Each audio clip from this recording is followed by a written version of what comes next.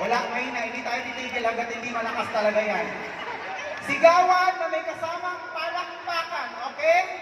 Ladies and gentlemen, here's Poo! Dami rin pa ng totoo-totoo, ano?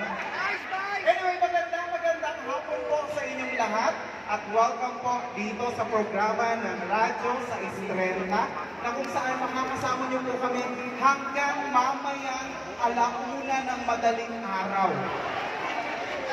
So napapansin ko, hello napapansin ko parang marami tayong mga ano ngayon, mga singers, in fairness, mga senior citizens. Magandang gabi po, hapon pa lang pala, no? Hapon pa lang. Hello po sa lahat ng mga nandiyan sa likod. Okay lang po ba kayo dyan? Magandang hapon po. Sa lahat po sa mga nasa itaas, magandang hapon po sa inyo. Papakilala po muna ako. My name is Poo at ako po ay makakasama niyo hanggang mamaya. Pero syempre, hindi lang po ako makakasama ninyo dahil napakarami po mga bisita natin ngayon. Maraming mga surprise guests. Ayan, nandiyan na. Naku, ang galing-galing nitong singer na to. At saka naku, ang galing din itong dancer na to.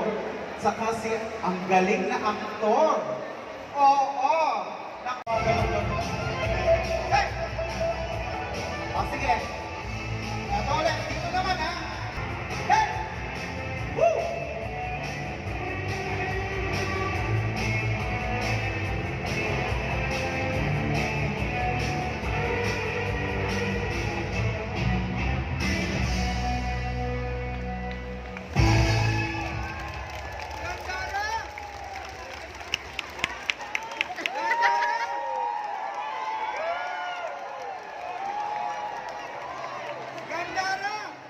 Ano yan? Gandara! Guwapo. Gandara! Ano na? Guwapa? Okay lang. Naku, kahit anong tawag yun. Minsan natin naman, oh, may tsura ka naman pala, no? Wala lang buhok! Sabi mo, oo. Sa tingin lang ako pangit. Ito na, bubuluhan na ako. Wala lang Actually, buhok! gulong-gulo na rin ako sa mukha ko. Naloloka na ako. Dati sa mukha, no? Jerry Peñalosa, Takyaw! Tilo Arencio, Onyong Velasco, Bunil Malingit. Pag kaibigan ko ni Bigote, Manny Pacquiao. Dapat mag-blazer ako kanina, kaso alam pag nag-blazer ako, mas kamukha ko si Mike Pilate. Amen? Amen! Presyo, hallelujah sa mga job. Nakakalapat na ako. Hindi naman ako makapit. Ay, naku, ewan ko na. Naguguluhan na rin ako. Bakit ako, Diyos mo? Maliit pa lang ako, pinag-uusapan na ako ng sa bahay pa lang. Pinakausap ko ng lola ko.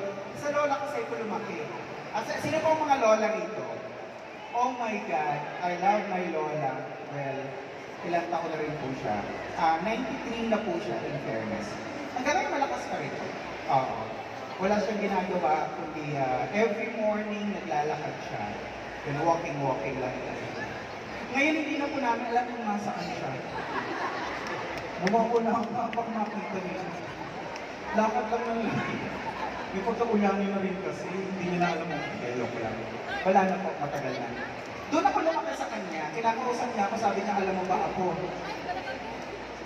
Dito po nag-umpisa yung hindi ko alam kung paghihimagsik ba ako o malulungkot ba ako sa nararamdaman ko. Dahil kaya sabi niya sa akin, alam mo ba ako? Narinig ko ang nanay mo kung paano ka plinano. Sabi ko, paano po?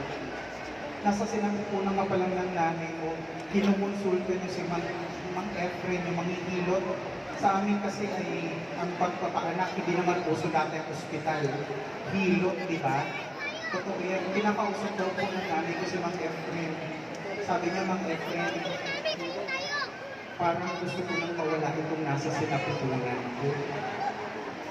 Sabi ni Mang Efren, wow, bakit mo naman kikitilin ang gamit ng buhay ng bata? Wala namang kaalam-alam yan. Dapat ituloy mo yan. So, nakinig naman po ang nanay ko, itinuloy. Pero nung oras na nanganganak na daw po ang nanay ko, Habang hinihilot ko ni Mang Efren, lumabas daw po yung ulo ko. Ang sabi ng Mang Efren sa nanay ko, bakit gusto mo pang magbago ang isip mo? Siguro ganito yung nakita. Nakakaloka, matagal sila nag-uusap habang nakalawit lang ko yung ulo ko. Parang ayaw pilit pag binabalik. Pero sa madaling salita, ako po ay nabuhay. Lumabas po ako ng malakas, malusog. Habang kinakarga ako ng tatay ko, 9 na buwan, ito lang. Parang, kung ginawa ako ng skyflakes, ginawa ako ano, parang ito lang ang kinaya. Hindi nyo naman alam, magkamukha lang kami. Oo, napakahirap po. Lumaki ako, ganun. Elementary, nakatanda ako ng elementary ako. Ibang klase. Nagkakawalaan ng grade 4 ng lapis, papel. Ako pinagbibintangan. Nung nasakit noon, absent ako nung araw na yun. Ganun ka ano.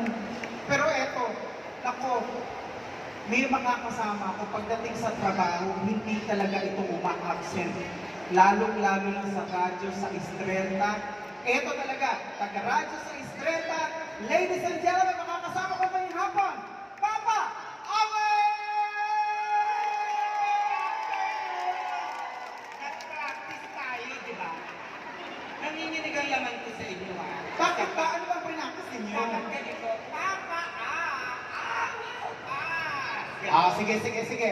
O, Papa Awel Pass! Ganon. Ladies and gentlemen, here's Papa Awel! Ay, maraming salamat mga kaservisyo sa pagpunta. Kita nyo, masikat ako sa iyo. Alam na. Parang hirap naman ang tagline mo kasi.